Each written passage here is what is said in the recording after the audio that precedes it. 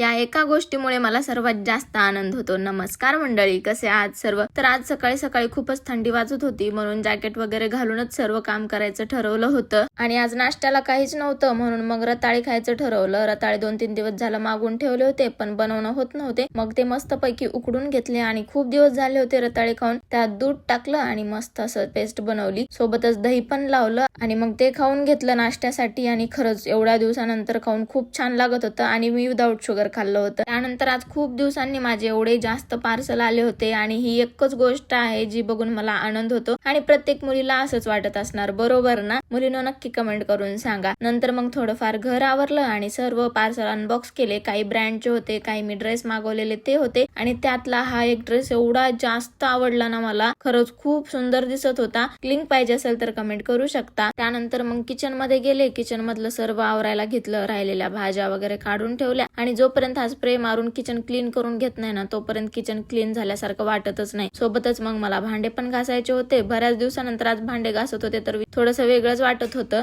आणि त्या अगोदर मशीनला कपडे लावले होते, ते सर्व कपडे पण वाळायला घालायचे होते. मग ते पण सर्व काम केलं आणि हे सर्व काम करून एवढी जास्त थकले होते ना. आणि एकतर सकाळी जेवण केलं नव्हतं, मग नंतर जेवण वगैरे केलं आणि आजचा दिवस असाच गेला.